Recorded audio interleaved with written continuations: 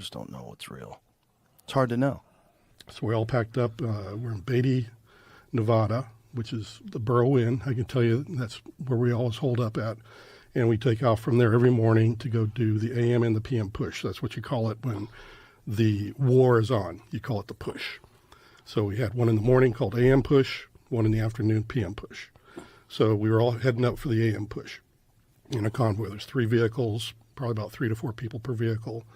I'm in the lead vehicle with the ranking guy. He's driving, and I'm right behind him. And then there's another gentleman in the passenger seat across from the driver, and then there's a young lady next to me.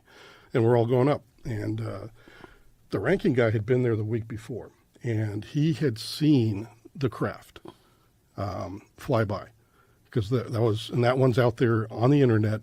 You can pull down the video. There's a report that goes along with it. There's a video that we can watch right now? Right now, yeah. What would he search? Search for, let me think, Nellis Test Range UFO 1994. Dun, dun, dun. Who filmed this? This was filmed by the operators on the range, because we're putting these pilots in a risky situation by playing war with them, but we're training them. So if there is any kind of a mishap or a pilot or plane goes down, everything needs to be recorded. So this is it right here? Yes. So this video is being taken by one of these cameras that's up on the range. And along the bottom, you see that this is also trying to lock on to the craft so it can, follow it as it goes in and out, because this is the kind of way that you want to track if there's a craft that is having problems. And This is moving very erratically. Right. So this is what the ranking guy saw. Can I pause you for a second? This tracking, is this manual, or is this like some It's sort of an automated. automated system? It's an automated system. So the automated system is having a hard time Locking on to it. Yeah, if it locks on, you'll see a big spike, and that means that it finally locks on. Right now it's trying to, but something is stopping it from locking on. And they think it was the craft. It's moving like crazy, side to side, all over. There's actually a recording that goes with it where you hear the guys going, "Hey, does anybody know what this is? What's going on here?" Can we hear that?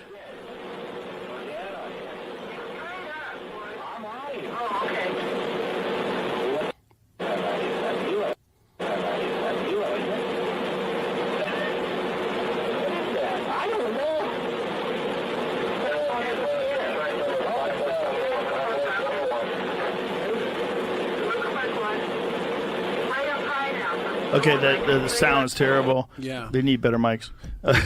Honestly, that's the way it sounds when you're mics? working up there. But I'm anyway, sure. But he's saying, what is that? I don't know. We're having a hard time locking onto it. Right. This is the video operator. So the following week after this happens, this video is taken, the ranking guy who had been there the week before and saw this thing flying, he takes us in this, when you go on the range through this one gate here, it goes up a little ways, and then there's a cantonment area. It's got a very small place where you can change your tires, get gas, just minor maintenance to get your butt home if you have a car that's busted. And then in the back of that cantonment area, there's 2 huts that look like campers, really, glorified campers. So the video operators are in the one that's off to the northeast of the cantonment, and in the very corner of it. And the ranking guy just says, we all have to go in here. We're going to go talk to the video operators. We have to do this. And this was because the week prior, everybody came back to garrison or back to our unit, and they had seen this thing, and they were all talking about this UFO. So we go in there, and there's the video operator. He has us all write our names down, whether we were there and saw it the first week or not. Then he makes us all sit down and watch that video. And he says, do you know what this is? And we're like, no. And then he just said, okay, thank you. And then we, after everybody that was there saw it and wrote their name down, we were allowed to leave. And that was all that was required. And so I was like, well, what was that all about? But then as I'm exiting, this lady that had been sitting against the wall on the far part of this little hut that we were in, and she grabs my arm and she just says, there's somebody on the range, don't talk to him. And she was really, really freaked out. And I'm like, thanks, strange, freaky lady. Got it. And I'm like, whatever. So we all hop out, we get in the vehicles, and then start taking off towards Quartz Mountain, because right at that cantonment area, there's a hard right. there's a hard right that goes off to Quartz Mountain. And about a mile, half a mile to a mile down that road, it's all dirt road up, by the way, there's this guy. It looks like he's wearing a uniform like we are.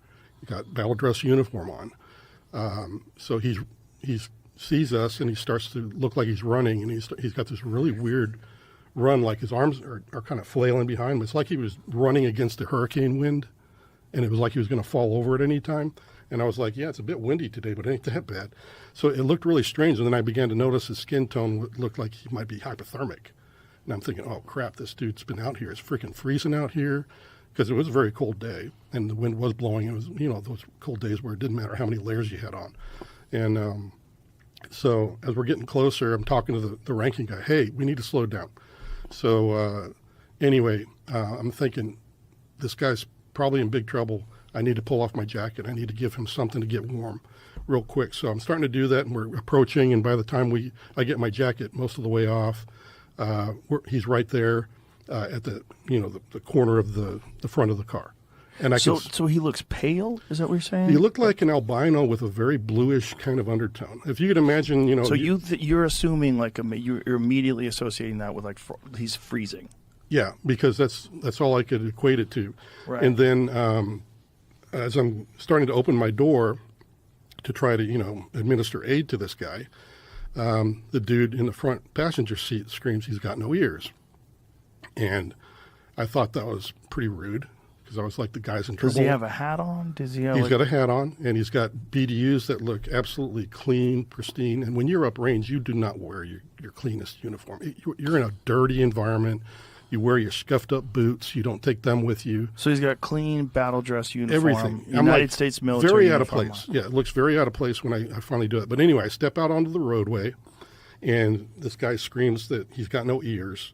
And I just thinking it's really rude. And then I close the door, and I look up, and he's got no freaking ears. And his eyes are twice as big. And I just am like, yeah, what the hell did I just walk into? This guy's not from around here. How far away from him are you? Probably from me to just a few feet. Yeah, just talking distance. Okay. And I'm starting to freak out, but then he starts to talk to me, and it's not my language, but it's coming to the understanding is like coming into my mind about every word he's saying. So he's actually saying words. He's saying words, but it doesn't sound like anything I've heard before. But you're understanding what he's saying. But I'm understanding. So I know there's a telepathic thing going on here, and it calms me down at the same time because I'm having to respond to him. And he's like, hello, I'm having trouble with my craft. I need some repair material. Do you know where I could find some tritium? And this is what he's talking to me about. And I'm like, you mean titanium? Because I didn't know anything about tritium at the time. But titanium, he's like, no, it's not it. And I'm like, well, at this point in my career, I had just left the program. So I knew where Dreamland was. And I pointed to the mountain range because you can see for days in the desert. But I pointed towards the mountain range and I said, Dreamland's just over there. And this wave of emotion hit me like disgust. Like, I am not going to talk to those barbarians and murderers. Wow. So he was saying that to you, his reaction to going to the military base was, exactly. Yeah. He did not like it. He said, I am not going to talk to those people. And then I was like, well, shoot. And it was barbarians and murderers? He literally, that was what he called them, yes. And mentally, that's what it was. But the emotion. Tritium, is this a real thing? Well, that's what, I've had a lot of friends. There's analysts also that were on the top secret network that were trying to help me understand what material. We were throwing everything at him. We're like, is it this? Is it this? And he's like, finally, no. That's the one. When they hit tritium, I was like, that's what it was. That's what he said. And what is tritium? It's a type of, well, can he bring it up on the? Yeah, sure. Yeah, because it should pop up on Wikipedia pretty quick. But it has some properties that probably would work. But are you saying tritium? Yeah, tritium is, that's the stuff that's in loom. Like in your watch, when your watch glows, that's they make those where they're basically like radioactive isotopes that stay lit. So like if you get like a Marathon watch, Marathon makes military watches, and the it doesn't need like this watch. You need the light and light charges the loom, and then when it's dark out, you could read the hands for like a few hours. It's the thing that they used to put on the end of the guns, right? Exactly, they still do. A lot, like SIG has them on look their up guns. Tritium also. Put an Tritium end in is there. just a lot. It's I did that. That's not giving me much. so Tritium, chunky glow in the dark glitter. What is that? Oh, these are game websites. Oh, I see. I don't know. Okay, so it's tritium. Then I may be mispronouncing. But it. tritium that's that radioactive isotope. That's the stuff that emits light. Yep. So emits a weak form of radiation. Yes. A rare radioactive isotope of hydrogen with a half-life of 12.3 years. Okay. So this is what he's asking me for. So he's asking you for that stuff? Tritium? Yep. And I'm like, I don't know where to get. Oh, look at that. It's used in boosted fission weapons and thermonuclear weapons. Oh, great. That sounds reassuring, right? I wonder what the fuck it's doing on your wrist. Is there anybody... This is what the best image that we have of what he could have looked like. Oh, boy. Can you send that to Jamie? Yeah, I don't know Jamie's number, but we'll find a way to... Yeah. Yeah. Is that an iPhone? If I had my phone, I would, but it's out there, I think. Yeah, airdrop it to Jamie. Do you know how to do that? There was How that dare one. you not know how to do that? And there's a Your three-dimensional. guy works with UFOs. You better know how to do that. Well, there's a three-dimensional image of the craft as well that is really spot on from what I saw that day. Yeah. Because not only did I see this guy running towards us and talking to him, but off the shoulder on the north side of the roadway, that's where the craft was just resting on the desert floor. And I got a really good look at it at that point. And this guy did a 3D rendering of the description, and it's spot on as I've ever seen. It's almost perfect. So he asks you for tritium. You tell him this is what it looked like. This is what the guy looked like. Pretty close to it. Yo. The nose was a little bit rounder on the end, but that was a really good rendition. But yeah, his eyes almost came out to here on the temple. Wow. And that would freak me out. It freaked me out. I mean, honestly, I'm not an easy guy to get freaked out, but that really put that, like you just saw an alligator pop up out of the water kind of thing. Right.